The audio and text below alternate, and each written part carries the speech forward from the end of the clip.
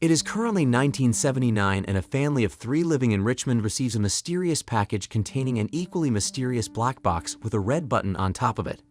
Alongside this box is a note that says they will later receive a call from a certain Mr. Stewart at exactly 5 in the afternoon. Despite not knowing its contents and who Mr. Stewart is, the family just goes ahead with their usual routines. The husband, Arthur, works as an engineer at NASA while his wife, Norma, teaches at a university. Their son, Walter, is still in middle school. Because he is growing up, Walter is embarrassed by his mother's public affection toward him. After their son has left for school, Arthur asks his wife about Mr. Walter, but she doesn't genuinely know about this man. Later on, Norma heads to the university to teach some students about literature. One of the students, Charles, creepily asks Norma to show her foot to the class because he noticed her limping earlier. Despite feeling uncomfortable, Norma still shows the foot, revealing to the class that she has an abnormal foot due to a freak accident in the past. The other students find Charles' request weird, but Charles doesn't mind their opinions as he just looks at the abnormality with an unmoving gaze, seemingly pleased and satisfied with what he saw. Right after this, Norma is called to the principal's office for devastating news. The scholarship for the faculty teachers is canceled for the next semester, putting Norma and her family in financial trouble. As such, Norma doesn't want to let her husband know about this problem because it will ruin his mood and spirit. At exactly 5 in the afternoon, Mr. Stewart arrives at Norma's residence. He is an old man with a severely disfigured face, wearing black formal attire. Despite his horrifying face, he assures Norma that he is not a monster but rather just a man with a job to do regarding the box with a button. Because of this, Norma lets him inside the house even though she is not sure what he will do. Inside, Mr. Stewart explains what the black box can do. If one presses the button, 2 things will happen. The one who pressed the button will gain $1 million, but it will kill a random person. The payment will be personally delivered to her by Mr. Stewart himself in full cash. Due to Norma's generosity to let Mr. Stewart into their home, the old man gives her a $100 bill as a token of his gratitude. This only confuses Norma even more. Understandably, the confused Norma asks Mr. Stewart about his employers, but the old man tells her that he cannot disclose this information. In addition, Norma cannot discuss the black box's function with anyone else except her husband. She also only has 24 hours to decide whether to push the button or not. If she fails to do so, the device will be retrieved and given to someone else instead. With that, the old man finally says goodbye. Meanwhile, Arthur is currently working at the NASA facility, still oblivious about Mr. Stewart's deal with Norma. There, he is creating and molding a plastic-shaped foot for his dear wife. His co-workers find this act endearing. His superior later walks in and delivers a letter from the astronaut corps. The letter states that he did not qualify for their program. Arthur cannot help but show his disappointment and despair, prompting his superiors to call the program about his rejection. According to them, Arthur has failed the psychological exam. Hearing this reason makes Arthur feel even more hopeless. As such, he heads home still carrying a heavy heart due to being rejected by a program that he is most looking forward to. Fortunately, he still has Norma on his side to ease his burden. Afterward, Norma explains to Arthur about her earlier encounter with Mr. Stewart, as well as with the black box's function and the old man's disfigured face. They are talking about the black box quietly to avoid letting their son hear about it. Arthur almost presses the button as a joke because he doesn't believe it is real. In the living room, Walter's attention is suddenly pointed toward his parents due to slightly hearing their conversation. Later on, while playing a board game with a babysitter named Dana, Walter asks his parents about Mr. Walter and what the button does, but Arthur and Norma just avoid their son's questions before heading out to watch a play. After watching it, the couple is still discussing Mr. Walter's deal, still wrestling with the idea that it may or may not be real. As such, the two head home to resume their investigation of the black box. Arthur opens the bottom of the box and finds that there is no transmitter of some kind inside, which means Mr. Walter will never know if they press the button. Despite this, they are still hesitating to press it. The prospect of having $1 million is enticing to Norma because it will solve her family's financial woes. However, her morality is pulling her back from pressing the button. Also, the deal is too good to be true. Arthur, on the other hand, thinks that not knowing the person who will die is a good enough reason to press the button. Finally, Norma gives in and presses the red button. In an instant, an isolated incident happens in another part of the town where a woman is shot to death by her husband. When the police arrive, they see the wife with a gunshot in her chest. They also see their daughter locked inside the bathroom.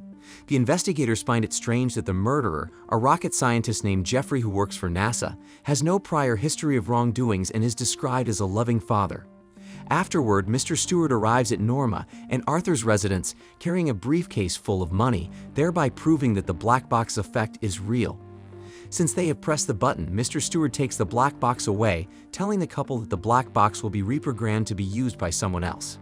Freaked out by this, Arthur takes the briefcase and attempts to return it to the old man. However, Mr. Stewart reiterates that the deal is done. Just as the old man leaves, Arthur memorizes Mr. Stewart's license plate. For this reason, the couple becomes anxious because they might be the next victim of the black box. Their son soon arrives, prompting them to hide the million-dollar briefcase. After some time has passed, Norma finally receives the prosthetic foot from Arthur, fixing her limping problem. They later head to a fancy rehearsal dinner for their friend's wedding. There, a gift raffle is conducted and Arthur is chosen as one of the lucky recipients. However, he seems to be conflicted about being picked as he and Norma are still having a hard time accepting the recent incident with the black box. At the same time, while struggling to pick a gift box, he finds the creepy Charles among the crowd, giving him a peace sign. Because of this, Arthur picks a plain unwrapped box. Upon opening it at their table, he and Norma see a black and white photograph of Mr. Stewart. As the dinner progresses into a dancing party, Arthur asks one of his friends in the police force to track Mr. Stewart's license plate. However, this is a bad move as Norma is summoned by a man with a nosebleed. The man tells her that she has a phone call waiting for her. The call is from Mr. Stewart himself, telling her that Arthur is attempting to track down his license plate. There, the old man threatens her by saying that they shouldn't have pressed the button in the first place if they did not want any trouble. As this happens, Arthur is sitting beside a friend of his when he continuously observes the strange behavior of Charles. His friend tells him that the creepy kid is actually a student that humiliated Norma for her disfigured foot.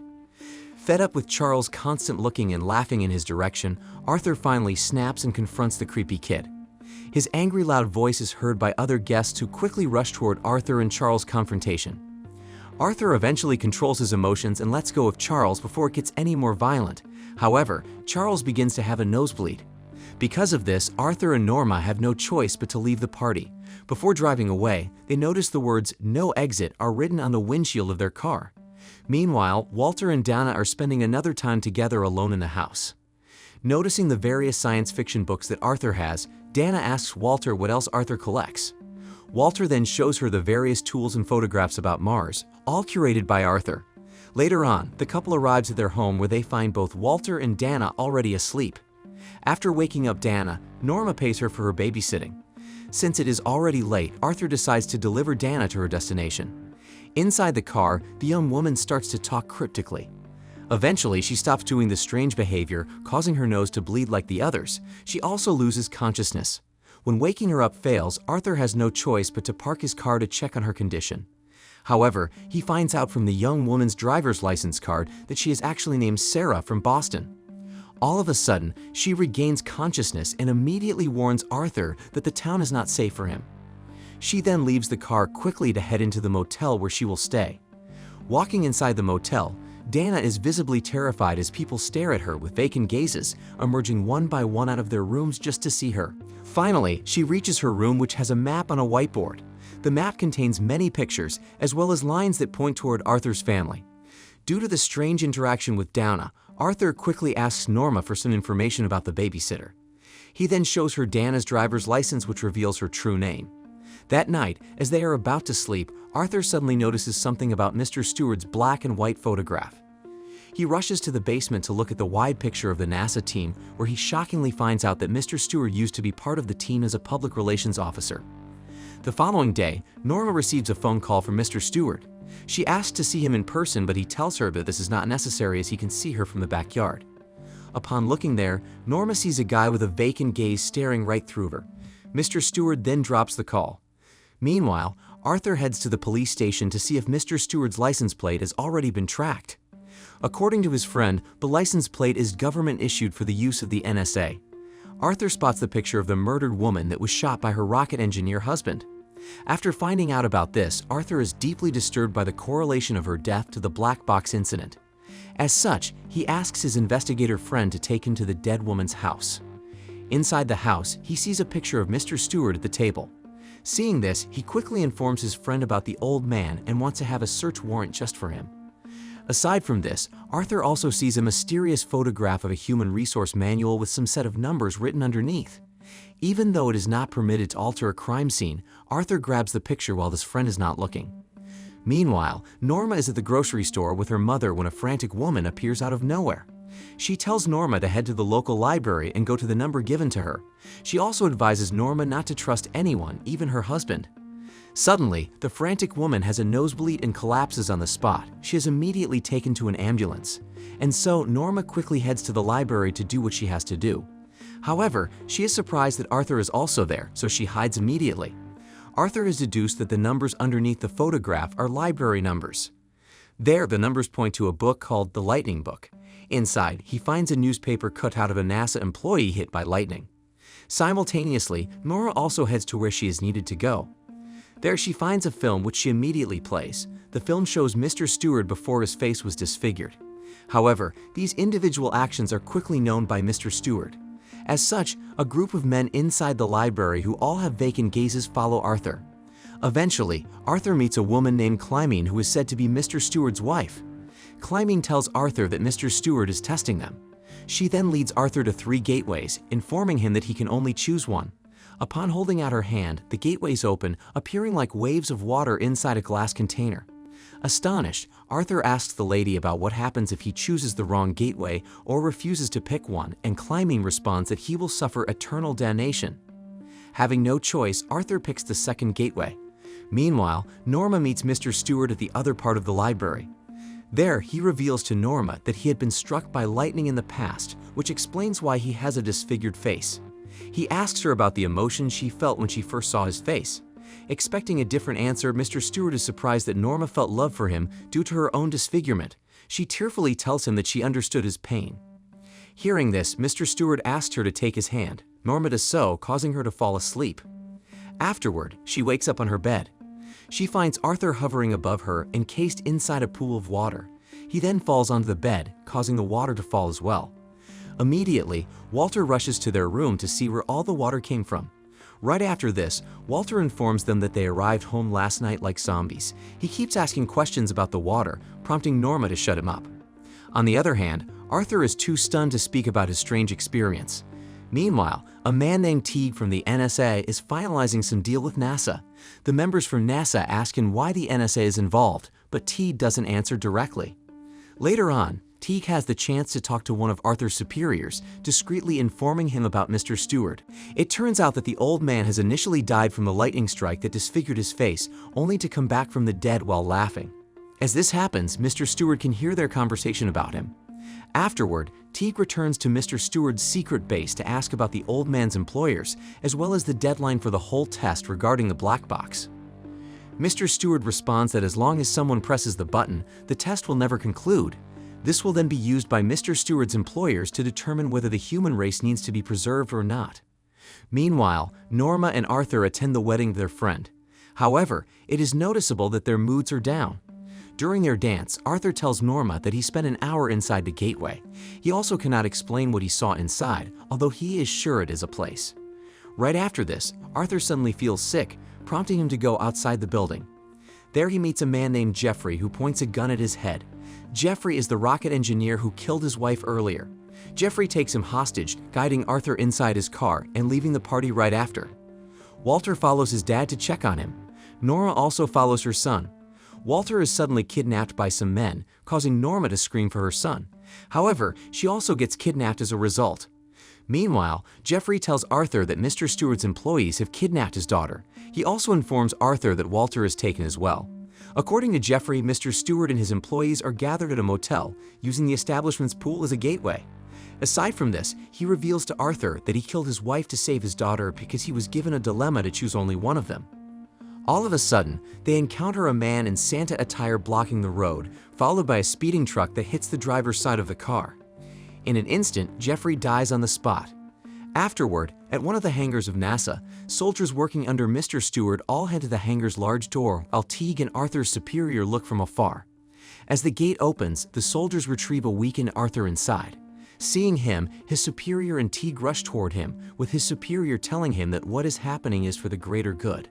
The following day, Arthur and Norma are delivered back to their house. Inside, they see Mr. Stewart waiting for them. The old man informs them that their son, locked in the bathroom, has lost both hearing and vision. He gives them two options. It is either they live with their son's permanent impairment or Arthur shoots Norma in the heart, curing Walter. In addition, the $1 million will be taken to a trust fund which will be given to Walter on his 18th birthday. Devastated, Arthur concludes that this must be purgatory. Later, they hear their son banging on the bathroom door upstairs. No matter what they do, they cannot open the door as it is locked from the inside. Not wanting to let their son suffer further, Norma finally decides to die for Walter because there is no other way. And so they say their heartbreaking goodbyes to each other. Just as Arthur is about to shoot Norma, a couple somewhere now holds the black box. The moment that Arthur pulls the trigger is the exact moment that the other couple presses the button on the black box. Immediately, Arthur heads to the bathroom to check on his son. Even though the door remains locked, he hears that Walter has been cured. However, as a direct consequence of this, Arthur is arrested by the police for killing Norma. But Arthur's investigator friend assures him that he and Walter will be taken care of. Since the button has been pressed yet again, the bloody cycle continues.